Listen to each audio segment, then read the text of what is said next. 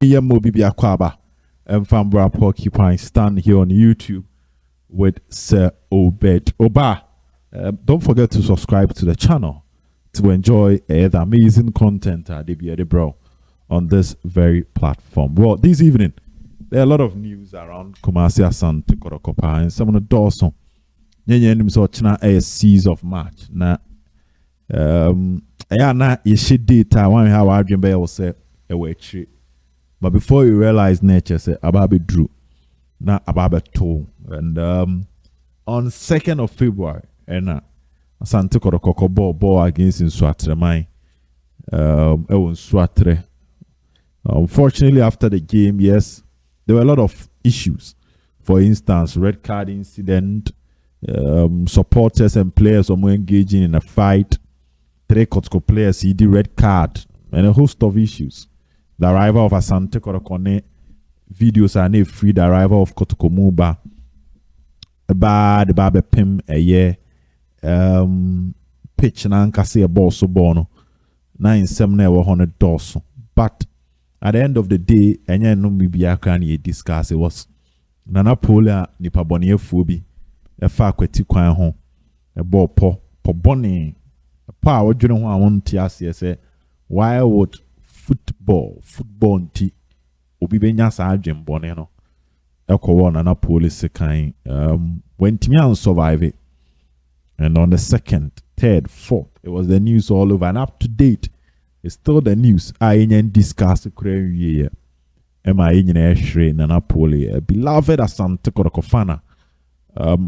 You'll be up a Ghana football, you'll be up a Kotoko. I mean, sure say about Pooley, I wouldn't even pa. A friendly person. Now, ye didn't know what you that a vigil, justice for Pooley work course. So there's been several meetings by the Ghana Football Association and several meetings from Asante Kotoko side. The management led by Nana Penkrakwe Siewa Omutuana Mumbebre. Right after the incident, Asante Kotoko Chitafwo organized a press conference to just Omumbobo PM Kotoko Betuoso. You put the league on hold. Kotoko making a clear say they only play football after say Nana Pooley apeno krabre. And indeed, Nami Adumochna and Nana Pooley. Ye kwa ko yina tumpem. After that, 10 o'clock, ye kwa ko peno krabre. Na ye no etimi atwaso. Ti ye di ka ko ye Heroes Park. Akwa ko hwe de ekoso wo ho. Ye di ka de mfoni na ba ye de kakra be so ama in this video. Na ma etimi ehu de ekoso china so ye holiday.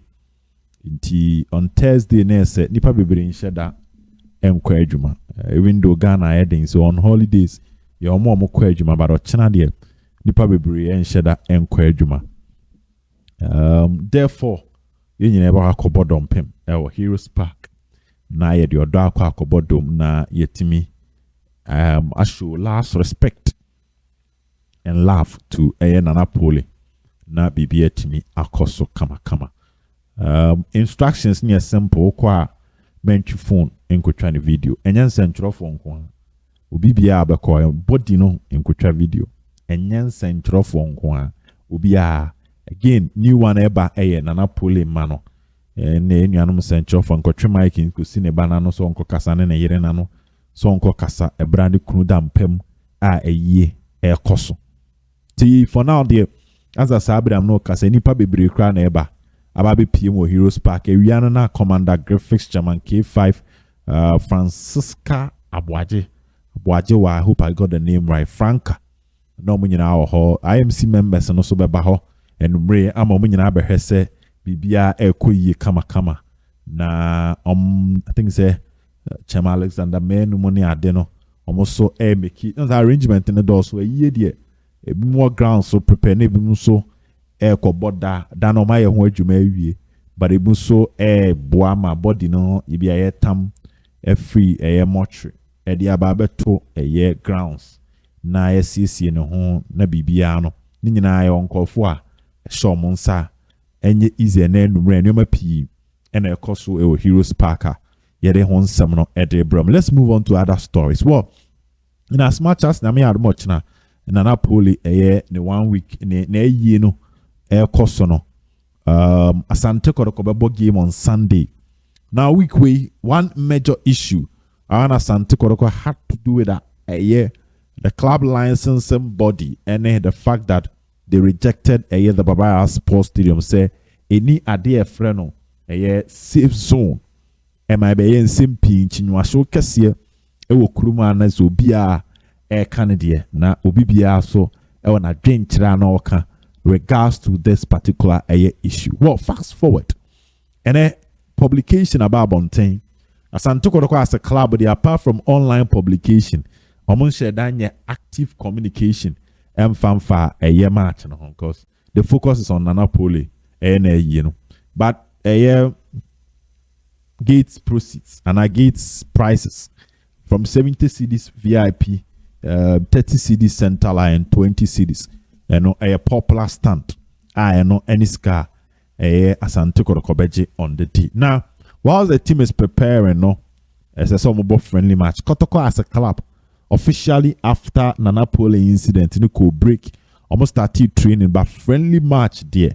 Asante Kotoko ain't team Bobby so far in the Ghana Premier League whilst they are preparing for the league. Now me had more chance so Nana Pooley yenti. Likely so chana team na how money training. I don't know, but I likely say Kotoko team no chana. Ebia no man training. So be Friday and Saturday. Ntiene. That's Asante Kotoko team no a ball friendly game. Keep it at the back of your mind. Say Kotoko Legon Cities, Mohamed Kamara out of the game, Justice Blay out of the game, and Michael Chejamana out of the game.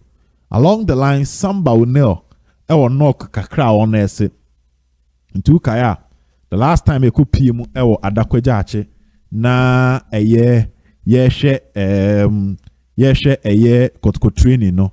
Na yedebe two menim say Samba at the point na or dugout na 1 year training nibi ntine se friendly na Kotoko bono.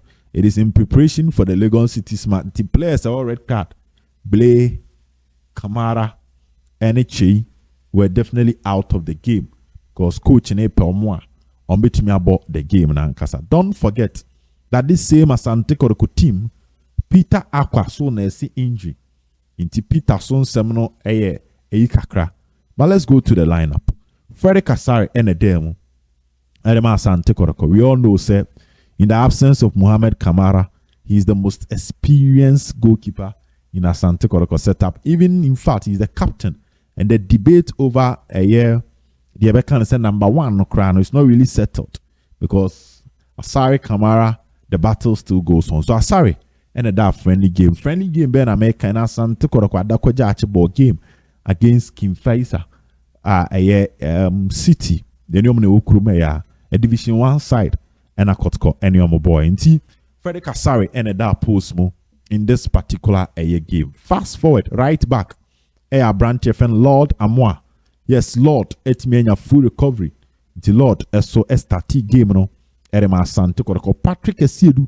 Mabe kana ho asem modern ball down on the ball left back and in Akwesi Asante as at this moment Akwesi ehon enche that Anthony years Akwesi so NSC injury to Patrick Esiedu and a boy 4 and 5 me there two and him say Samba NSC injury intine Joseph Ablo and Michael Sifa and a ball 4 and 5 Edema Asante Kotoko ewo eye match ya meka ehon asemi friendly.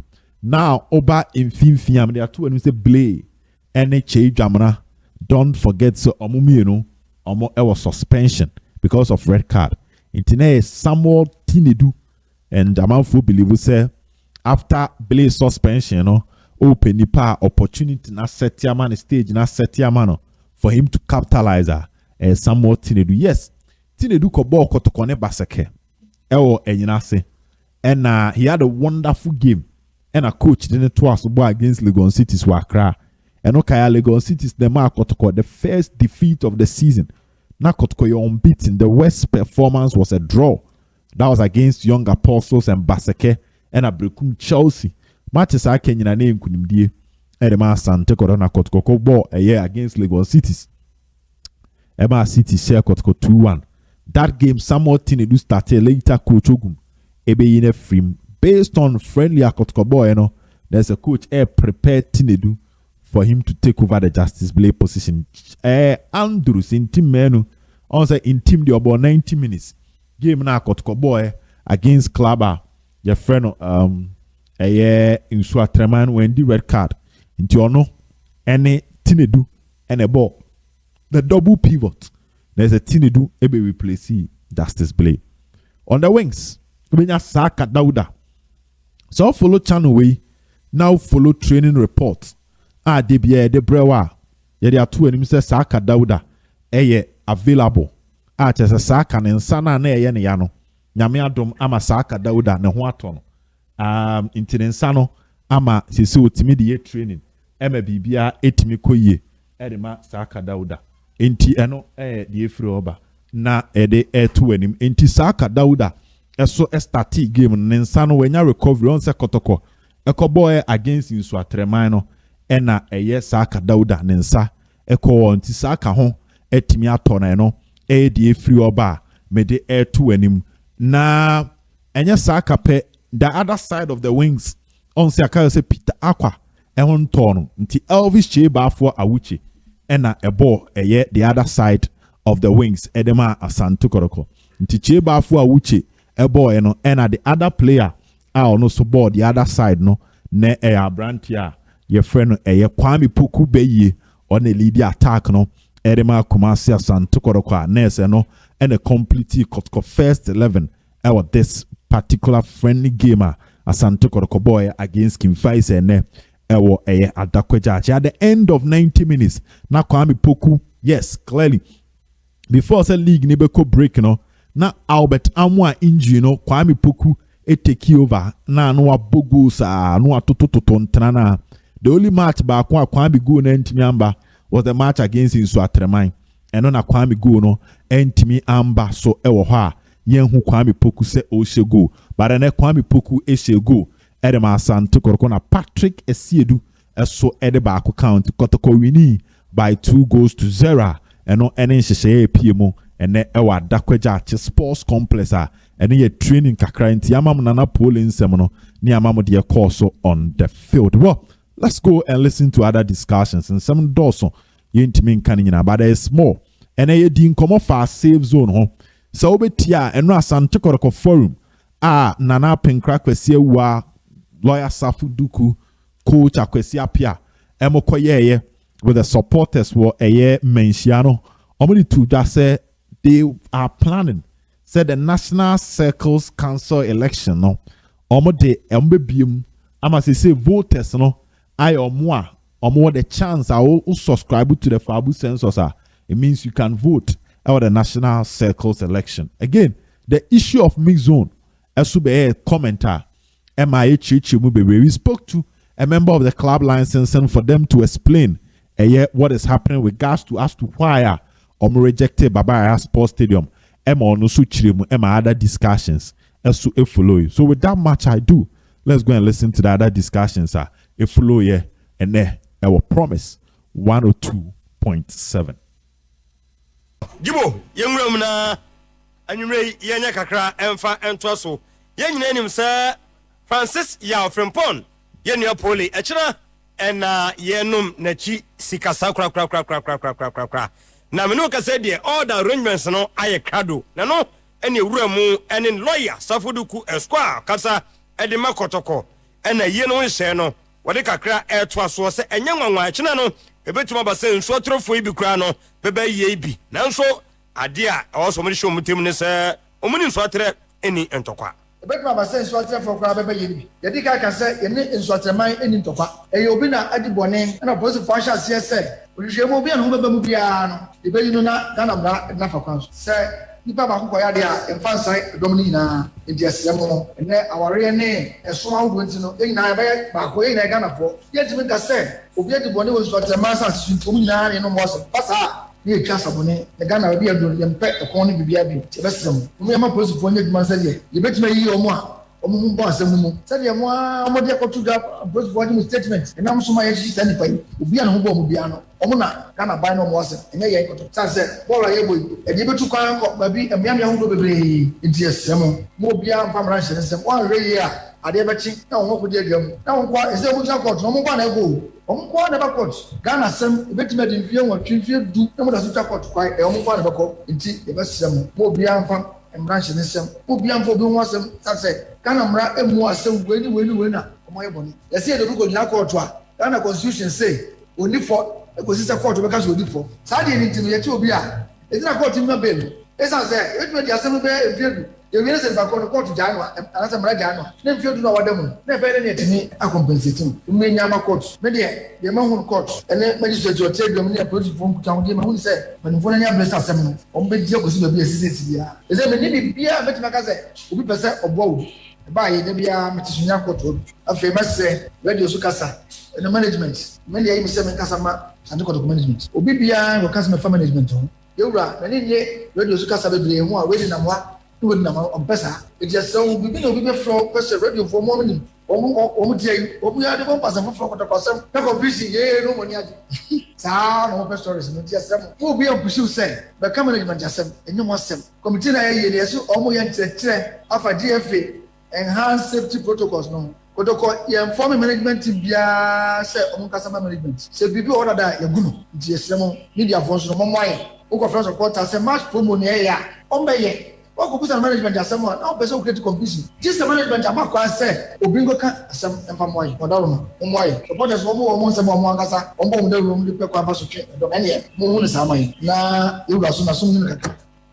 lọ́ọ̀yà Safoduku Esquire ẹ̀na mọ̀tẹ́ ní nka no na ọ̀bọ̀ ọ̀kọ́ àtúwà ẹ̀nu hu wíyẹ no ẹ̀na ànọ̀pá no nsẹ́ yẹ tètè NCC elections no ẹ̀nkyẹ́ bẹ́bá so no yẹ tètè ho kakra no ẹ̀na ọ̀dẹ ẹ̀tọ́ sẹ́ NCC election adeɛ ba yɛ sa kyɛ na ɛha club no na ɔkasa kɔ animu a no sɛ ɔka bu sensor asɛm sɛ no ɔmo de bɛto sɛ mo ne yɛ adwene NCC elections asɛm ni ba yɛ akyɛ ɛnyɛ wɔ nko aso ne bra NCC elections do a yɛatwe kɔ animu ɛyɛ saa aha club no ɛwɔ kwa agudɛ so ɛdeɛ bɛsɛ efi ne kuro deɛ wɔsi sɛki wei ɛnyɛ adwuma wɔsi sɛki wei mfa ha nkosi a deɛ yɛyɛ ka ne sɛ yɛpɛ sɛ yɛde fa bu sensors no ɛna ɛto aba no obi a ɔka ade ne to aba muso sɛ ɛno deɛ obiara no a ɔyɛ kotokoni biara no ɔka ade no ekura wo wodi kɔ aban ɛngoma mu record no hɔ ɛdi so yɛ de ba no sɛ saa deɛ ɛde ntina yɛnyɛ na obiara no ofi so yɛ kotokoni kan no okura ne kaade a ɔntimi bɛto aba ne bi na nka asomdue ma because yɛntimi ntoa so saa sɛ after 2 years ɔmo ndɛ tia so yɛntimi yɛ obiara ɛba saa kotokoni na ɛtwe kɔ kyerɛ o ɛduru baabi ɛsɛ mpanimfoɔ dɔm na si fam na ɔmo take decision bi a ɛbɛboa yɛ nyinaa na atumi ama club no akɔ forward ɛnɛ sɛ motumi yi mpanimfoɔ ma yɛ na sɛ constitution no kana mpɛ sɛ moyɛ yie a na afei deɛ yɛayɛ ne pampee sɛ constitution wɔasi baako na ɛyɛ adwuma wɔasi wei sɛ megyina wɔ sɛ mɔ constitution bɛ ɛnan na yɛhu deɛ yɛde yɛ adwuma enti ama ayɛ dadwene ama mpanimfoɔ tie deɛ ɛsusua ne sɛ ka mo nyinaa monte ase na nka fagu census no obiara die bɛkɔ saa afidie no so no a wɔde ne ho ni ɛwɔ ne sikatua mu at least bosome nsia a ɛdi akyire no wɔtua saa no ka wɔyɛma kwan no nkɔntɔ ɔba ne bi na mo a monyi nipa a mopɛ na ɛno ɔmo nyɛ dwuma ɛsiane sɛ saa kesi nsɛm na ɛkɔ saa no ɛmmoa wɔ biara yɛma mo kwan sɛ monyɛ na montɔ ɔba no bɛsi nɛ mode a wɔwɔ twɛtwɛdɛ saa yɛntumi nto yɛduru baabi asi anim nyinaa ɛba mu yɛnso ka bio na ɛboa ma dwumadeɛ no ɛtumi ɛkɔ nkan anɔpa no mete ho but yɛmfa ntoa so gyibo mu a mowɔ 10 cities kɔ na motumi to bie 2 cities and 5 cities wontumi ɛnto aba no bi enti sɛ no no mogye to mu a start from 10 cities 20 cities 50 cities and a platinum which is 100 cities and a benya konya na matimi ato aba no bie na yɛnkɔ anim deɛ tie ne awia yi ɔmo awie pipia ka decorations no mobɔ ɛwɔ Heroes Park na ɔmo go so yɛ na meti putopuru bi short one ɛbaayɛ bloggers na montwe nie na me adom na kyena mokɔ a aside Pooley mu no amuntimi ntwa no ya bɛhwema wiai ne sɛ enkora no mohwɛ yie obi amfa kamera nkose nkora no so enkora no ka ho kapia ba Mark Bonsu a member of club license department and was a nura ohwe after management meeting no a command na ekoso okrom ni confusion impression ebi no create wa ha no wa chechire mu eye monitoring this situation on the internet for other stations. I was monitoring Kumasi and all that, and there seems to be a little bit of confusion. The impression that is being created now from Kumasi, what I monitored yesterday, say across Sports Stadium, you need a safe zone. And then Kumasi Stadium also, Yabo international matches were all. Why is it that now and Rebecca said it is not suitable for the league? Okay, said CAF withdrew the license for Baba Yara Stadium. At that time, Ghana now you need baby a bolo. Until the then government fixed Accra Sports Stadium. And almost some kind of renovation there. And through that renovation, so Accra Stadium, you will say when you're heading towards the dressing room corner from the conference building, there was a dwarf wall that separated dressing room corner to the road there. That dwarf wall has been increased. Has seriously been increased, creating a semblance of a safe zone wall. And I'm also telling you that between Kumasi and Accra Stadium has a dedicated entry, a back entry gate, and up straight to the dressing room area, to the safe zone. So back what they call blue gate. There's a gate. Buses no power. That gate leads directly to the safe zone. Kumasi, we don't have that. Both the team and the spectators use the same gate. And this has been going on for a while. That doesn't mean that laws cannot be changed. Nothing is static. The dynamic, it keeps changing. And right now, the only way Kumasi can also have a safe zone to protect the players, to protect the match officials and all that, is to have a safe zone. Kumasi, it's a little bit, the design there difficult a little bit to create now. But there could be a makeshift situation to mitigate the situation. And only what is being discussed and is being discussed, they have just to mitigate it for now. Looking into the future, something permanent, something more appropriate. But right now, it is a situation that has just to mitigate the situation. A bit Myanmar football go on again. Kumasi Stadium does not have a safe zone. Unlike Accra Stadium, that there is a safe zone. Yes, Jibo, yeah, sorry that I really get Nations and so Sasa Mupani Division 2 side from Bremen and so the Ashim Award Dr. Chase Sports Complex way Humbaboa Monso Eboa na Sasa Mupani. Division 2 side. Sasa Mupani. Sasamu. Sasa Mupani. Yes, and also of course so Meno Kasedi. Dr. Chase Sports Complex. Was it in a way? Bremen Patem ya Sasa Mupani. I'm over in Bremen United and I Ebi adi no kra babusa na mantemo fo nyina agi atum na ese brema fo ti brema so nya me che no na brema fo because brema ni pe gonye ni paketo wo ana kotokwasi nkomu wie eye ano mbeka bibia so no munyadu almost starting on the videos and pictures na MC out team na yenhwe nyoma bi na I said Nana made their presentation be so me retweeted to her. I had no idea it was even going to pop up today. So this is Manchester City. Vincent Company. So Bobo Hono. That time. No, captain. Yeah. Okay. And to once a floor, no, Man City ne ewo hono. But the Bass now, and our supporters no. AJ na hono. Oh, church. Yes. My barricade ho kama. And what me see now film. They should move on to the next picture. Arsenal call PSV. This is it. And match. No, but actually, we give Jesus. And yen radian. Okay. So this is the last season. Yeah. Is it last season or last 2 seasons? Good. So this is it. Basin is see hono. And police stewards nijina hono. This is the media on one side, together with some of the fans. Tijibo media, and this is how they capture the arrival. Yes, a bus ni see one go rad them be more. You can see it. Uncle another one. I think that's a videos this why I read here. Obey me the video. So this is Barcelona. Messi form. And this is the police. Messi nebe. Until we born what two man say on signing autograph. And was out on the ball na man two amount for kuta Jesse sir. Or more chance and at least we drew a bit me assign be Eddie Amom. And two say fans ni bit me almost sa bro bass but we shall see to funny police for Jinawa. We dear grow so best into we on say I think Mark Andre Testegan. Mom shall suit no. Yes. Mom shall suit to need team security. Good. Also racket in Ejina no. So he decided to take pictures with some of the fans before say born no heading obe kwakobo. Jibo, so who the Audru Anna, what Jesse and or sign it. This is the arrival. Oh, you know sign. Where match day when you train a match day. All combo. Messi do on say we so to Edmar Suarez. So Drew, that's how sometimes you can engage depending on the mood of the player. This is Spain. Mama Man City. Mama Holland. And Mama Spain. There is even Chelsea. So they are a similar barricade near Wahana and if they get the chance, I'll say video news with them mom, they can put it on the screen. So the question of the day is, so this Chelsea, Jibo. Chelsea for so di any. Mauricio Sarri mono. Odu ano achia. Enti sa hakra na upese utwa picture bi upese oye interview if they want to engage. So the mix zone and on my ESC one. After the game, they can engage the press, and this is some of the fans. Obia nkotobo bambo because of the proper security presence. Ti asama ye kenyina na yese. Security na see a beef up. Cameras na see a Bobo Stadium ho. Na you two say who no free ho as a players ni ba yen form ko share them. Referees do ano yen fa cameras mbo ho. Referee do ano yen fa camera mbo ho. Because yet Kroma na referee di first half yeah. I'm out for 2 so second half of Bana ni suba asasa. That is what we are calling for.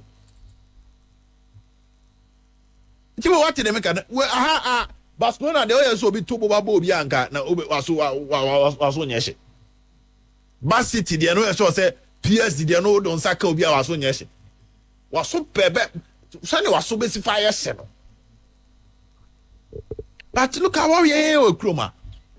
And see the measure and you say yeah Baba Arania they know. Kotoko duru swatra. Ni timba se pewrem na police ni bi engina gate na no and only mix zone dey na hu say so atre de no bus ni ko wura ma straight to dressing room na police ni bi engina onya na di pinche ni start e pinche no start free. So the issue is not about bus duru ha e kwase de tokro bi there be measures being any idea go to protect the people. Measures ben ye de gu e de boni pa no ho ban. So one for measures papa bi engu a. And someone be koso. So these are the things, these are the various reforms I hear calling for. These are the police for the ejina way. Security for the ejina still was suji na mubi. Wontimi dinsem hono. CCTV wo. Wontimi dinsem hono. Oye de no sakwa kamesi.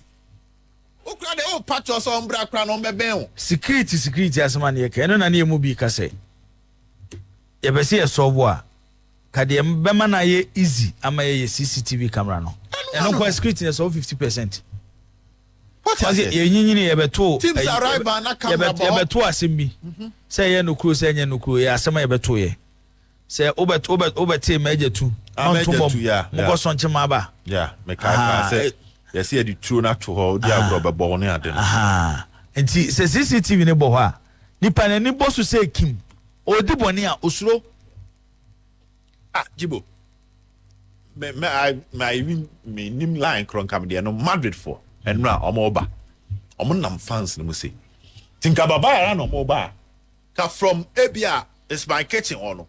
Ona supporters na bo chenku a bas ni na mu a na e basa o. Na dey about be see main gate o. Bo bi ntobo ba obi. Liverpool supporters got to Tony Oma be ball Man City. Two guys are champions. Yeah. On say identify any pebi chiomo. Yeah. That is system. The point we are all trying to build is that let's create a system where it will be difficult for somebody to commit a crime.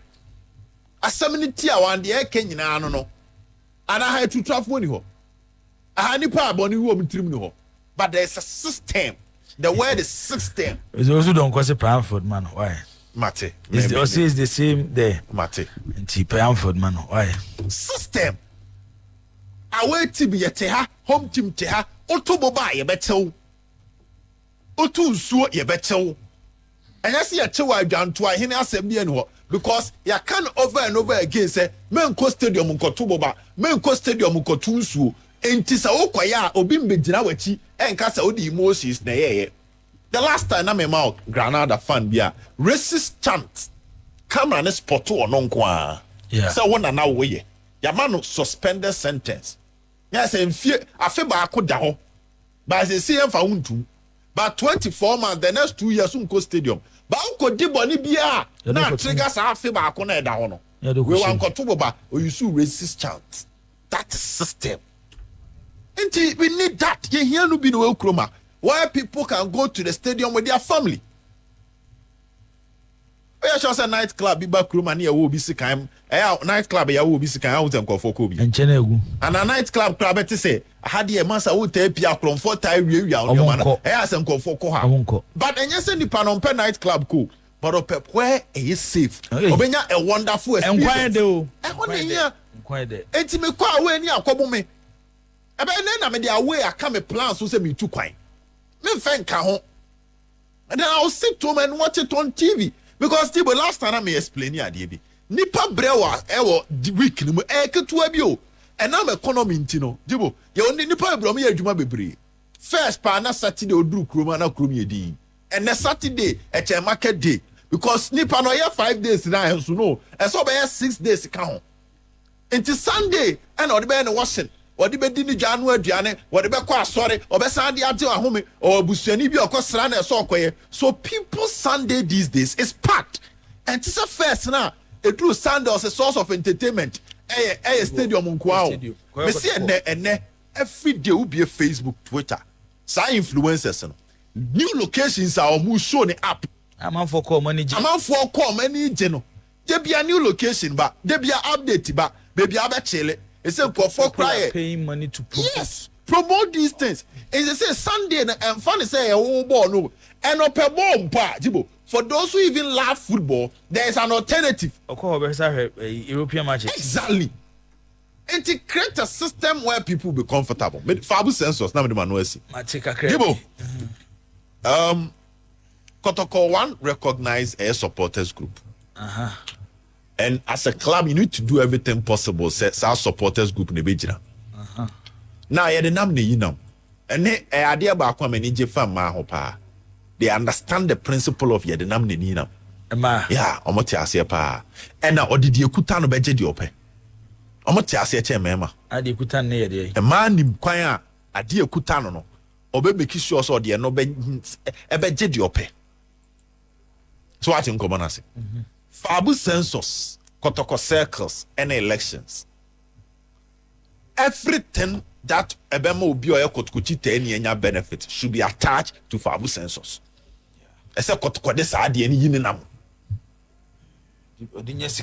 Anything se benefit be baba Kotoko. Ebia Kotoko be 2 coin, Kotoko be ma ebia student scholarship, Kotoko be foundation. Ebia once in a while. Ambekwa donation bi ni ade it should be tied. Maybe obo ma de bi.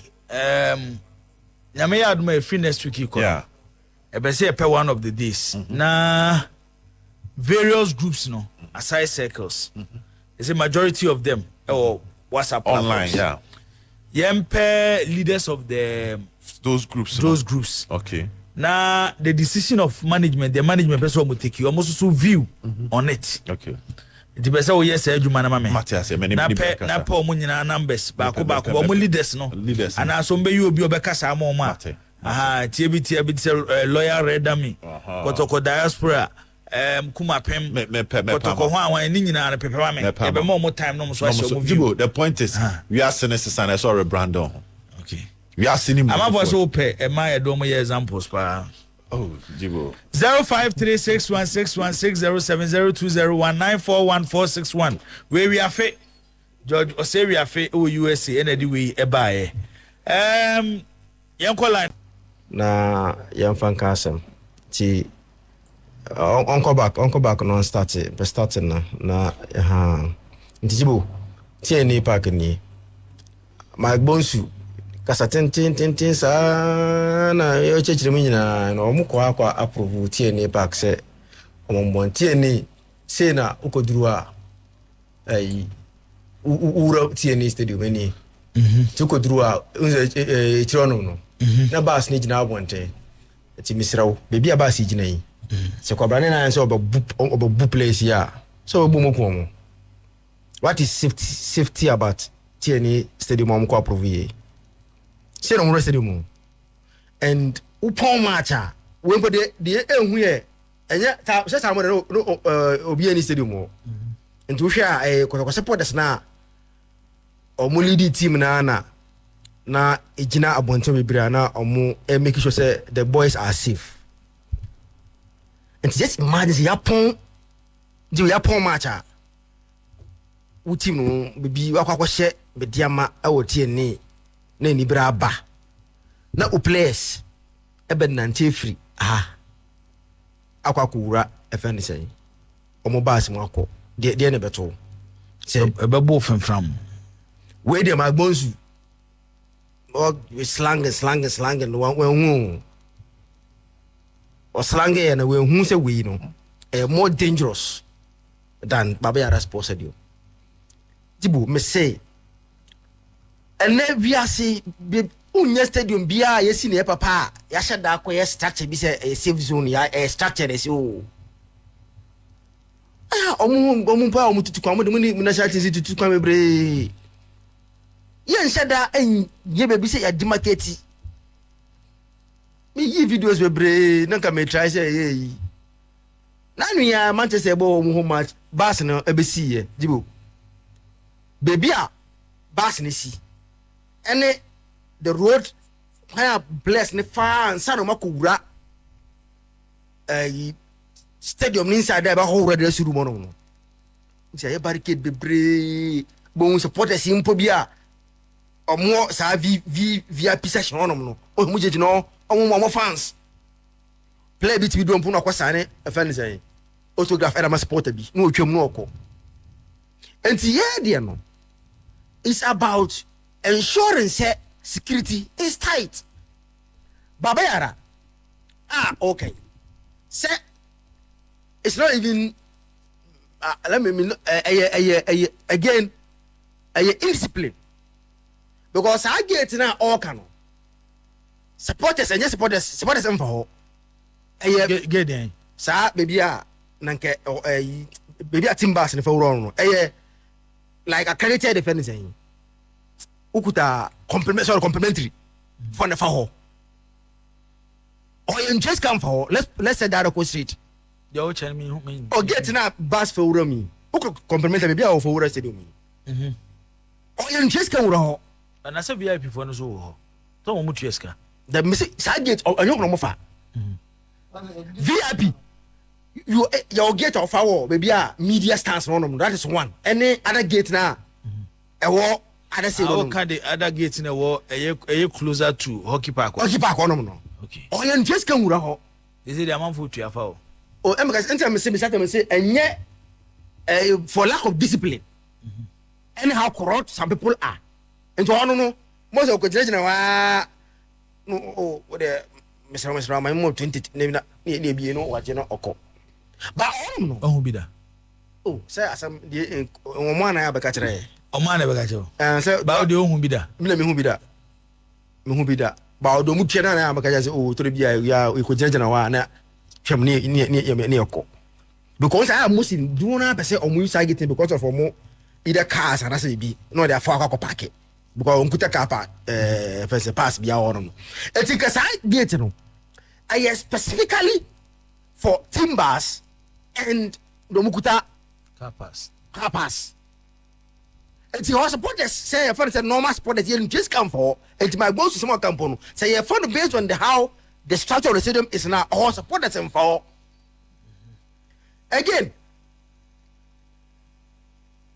sa yes almost see yana komo dressing room no but oh baby I feel say timbers no is no obe o sedo mo no ye impacho bas ni begina baby amuvram sa dressing room no me pacho o mo nante be bin 1 meter sa no mo wura sa dan ni mo no bas ni be see get na no all a safe zone minimum how the understanding of safe zone etie do Baba Yara sa get na me kana baby bas ni no na kese ka we ka agro na bet ma me sa videos ni bi because no chicho pa Eduana ba o Belgium say example we nyina Manchester no the TV so na hwe no Eduana ba de ono ogina ho o say Tell that big English-speaking man to come to Belgium and see how their stadia are.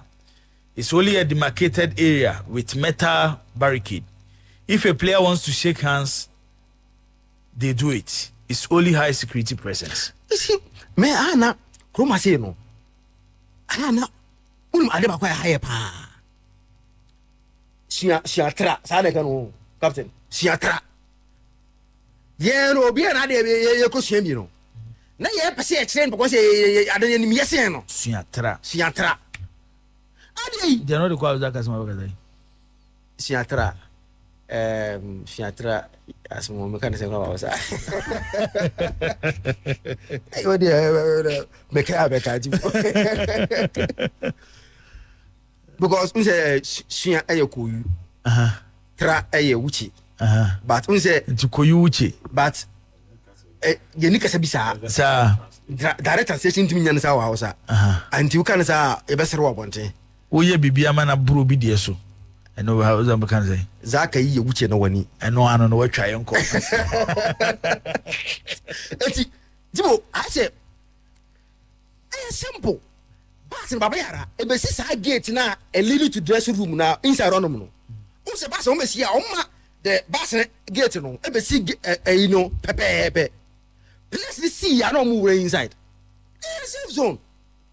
The so mu ye say what I've realized na say say one league na police ni enforce like omo sa barricade na ya no no I say omo jai bo ho no obetimi enante wuram but say stricter wo dey say obegina barricade na chi na wa we to every player that you want to wave to but you na be say any chinchina enti you want them to enti ka omo nya structure enti ka baba ya re joro no na nke omo koto omo fa wa si iya iya and if ya send a be one can you IYAYI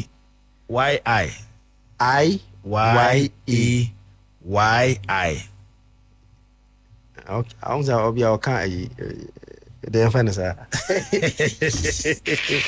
again for second one I think say ya me number okay na ya nye the ninja sa attraction na ti kuma say na bibia na pese ye no jibo fabu census Kotoko circus election no. Say one campaigner or your party and I say promise media day you can't catch papa say yeah. So upese supporter na or interest in NCC election no or contribute financially to the club na the only way obey say wakata say answer about me out to no.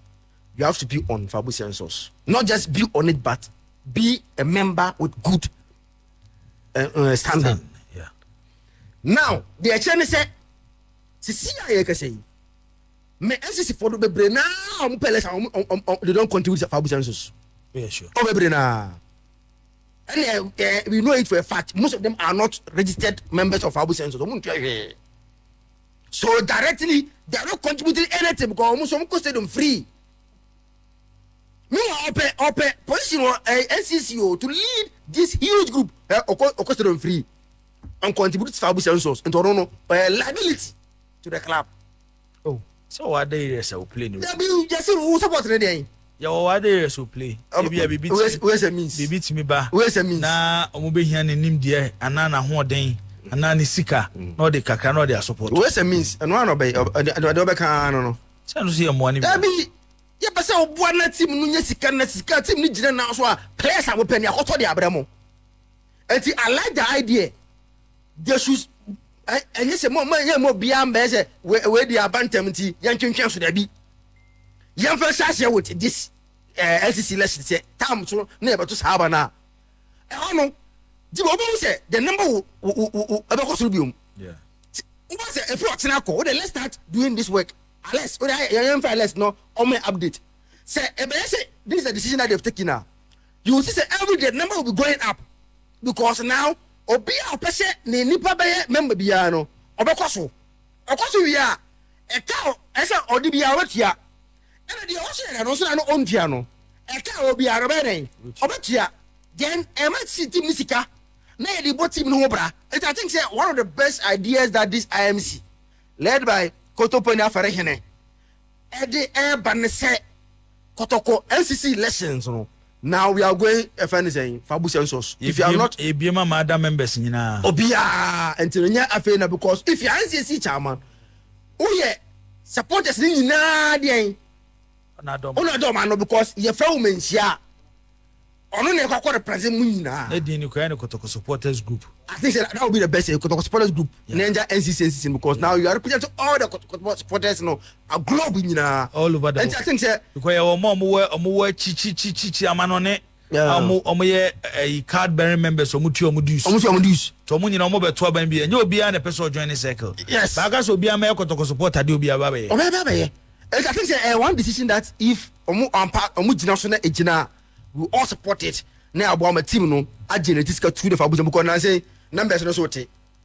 But odi me say afia omuken. Ube mu se scan message akosoro. Because obi odi ka bia beka kutia.